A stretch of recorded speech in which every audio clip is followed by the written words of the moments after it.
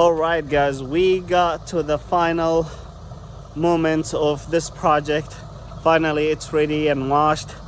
It took too much work, but I'm glad, I'm happy with the way that turned out. As you see guys, it looking really good. We had really hard time finding the lower grill for it and the fog light.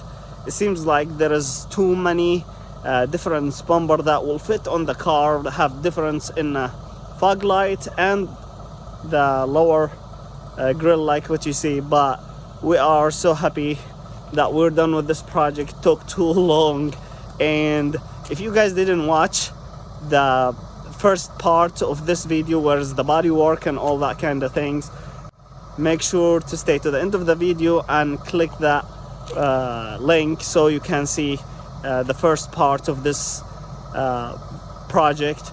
And for the next project, it's gonna be Dodge Challenger 2013. It's got a hit in the front. We're gonna take care of it and make it look good again.